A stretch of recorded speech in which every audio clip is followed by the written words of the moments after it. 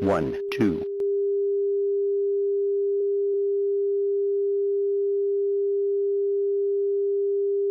1, 2.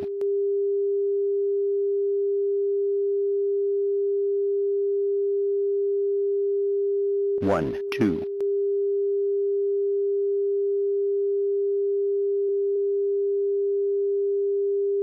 1, 2.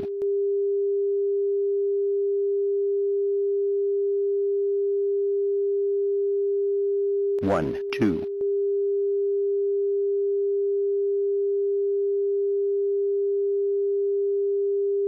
1, 2.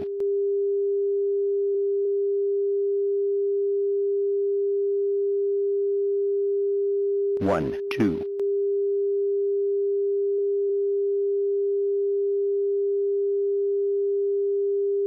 1, 2.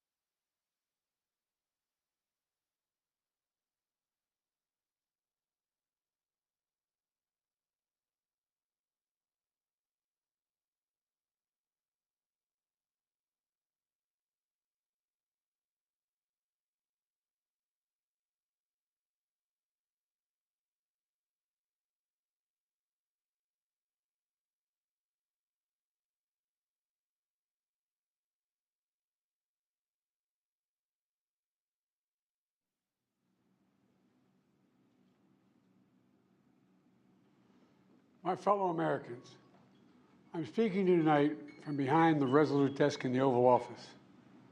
In this sacred space, I'm surrounded by portraits of extraordinary American presidents. Thomas Jefferson wrote the immortal words that guide this nation. George Washington, who showed us presidents are not kings. Abraham Lincoln, who implored us to reject malice. Franklin Roosevelt, who inspired us to reject fear. I revere this office, but I love my country more. It's been the honor of my life to serve as your president. But in the defense of democracy, which is at stake, I think it's more important than any title. I draw strength and I find joy in working for the American people. But this sacred task of perfecting our union is not about me. It's about you, your families, your futures.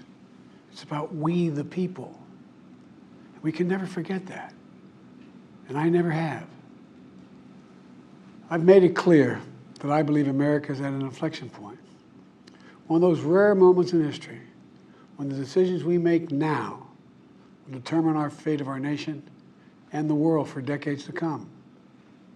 America's going to have to choose between moving forward or backward, between hope and hate, between unity and division. We have to decide, do we still believe in honesty, decency, respect, freedom, justice, and democracy? In this moment, we can see those we disagree with not as enemies, but as fellow Americans. Can we do that? Does character in public life still matter? I believe I know the answer to these questions because I know you, the American people. And I know this, we are a great nation because we are good people. When you elected me to this office, I promised to always level with you, to tell you the truth. And the truth, the sacred cause of this country is larger than any one of us. And those of us who cherish that cause, cherish it so much, a cause of American democracy itself, must unite to protect it. You know, in recent weeks, it's become clear to me that I need to unite my party in this critical endeavor. I believe my record as president, my leadership in the world, my vision for America's future, all merited a second term. But nothing can come in the way of saving our democracy. That includes personal ambition. So I've decided the best way forward is to pass the torch to a new generation. That's the best way to unite our nation. You know, there is a time and a place for long years of experience in public life. But there's also a time and a place for new voices, fresh voices, yes, younger voices. And that time and place is now. Over the next 6 months, I'll be focused on doing my job as president. That means I'll continue to lower costs for hardworking families, grow our economy.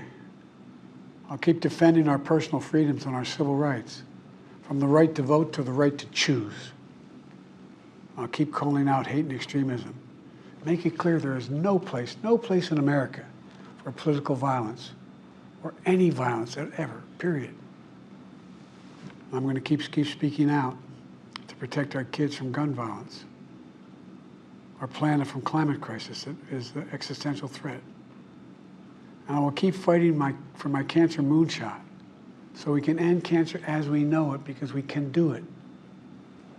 And I'm going to call for Supreme Court reform because this is critical to our democracy, Supreme Court reform. You know, I will keep working to ensure America remains strong and secure and the leader of the free world. I'm the first president in this century to report to the American people that the United States is not at war anywhere in the world. We'll keep rallying a coalition of proud nations to stop Putin from taking over Ukraine and doing more damage. We'll keep NATO stronger, and I'll make it more powerful and more united than any time in all of our history. I'll keep doing the same for our allies in the Pacific. You know, when I came to office, the conventional wisdom was that China would inevitably surpass the United States. That's not the case anymore. And I'm going to keep working to end the war in Gaza, bring home all the hostages, and bring peace and security to the Middle East and end this war. We're also working around the clock to bring home Americans being unjustly detained all around the world. You know, we've come so far since my inauguration.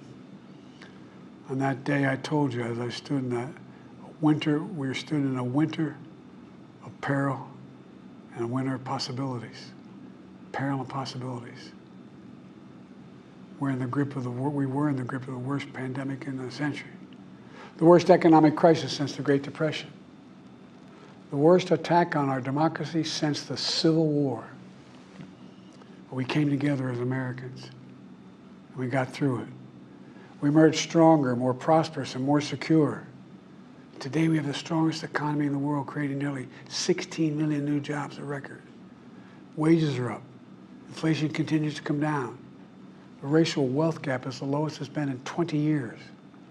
We're literally rebuilding our entire nation, urban, suburban, rural, and tribal communities. Manufacturing has come back to America. We're leading the world again in chips and science and innovation.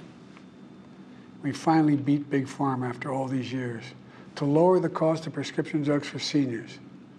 And I'm going to keep fighting to make sure we lower the cost for everyone, not just seniors. More people have health care today in America than ever before. And I signed one of the most significant laws helping millions of veterans and their families who are exposed to toxic materials. You know, the most significant climate law ever in the history of the world. The first major gun safety law in 30 years. And today, the violent crime rate is at a 50-year low. We're also securing our border. Border crossings are lower today than when the previous administration left office. I've kept my commitment to appoint the first black woman to the Supreme Court of the United States of America. I also kept my commitment to have an administration that looks like America and be a president for all Americans. That's what I've done. I ran for president 4 years ago because I believed and still do that the soul of America was at stake.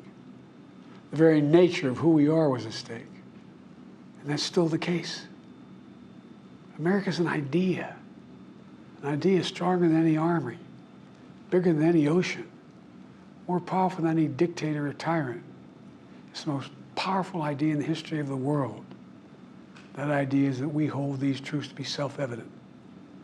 We're all created equal, endowed by our Creator with certain inalienable rights: life, liberty, pursuit of happiness. We've never fully lived up to it.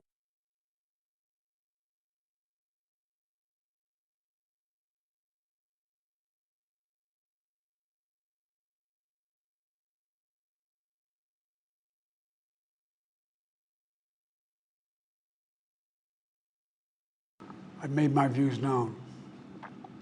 I would like to thank our great Vice President Kamala Harris. She's experienced, she's tough, she's capable. She's been an incredible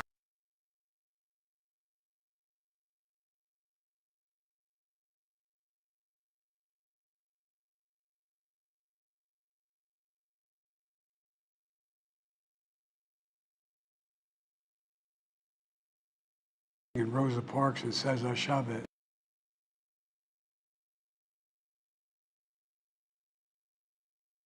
The convention have given America a monarchy, a republic. Franklin's response was a republic, if you can keep it. A republic, if you can keep it. Whether we keep our republic is now in your hands. My fellow Americans, it's been the privilege of my life to serve this nation for over 50 years. Nowhere else on earth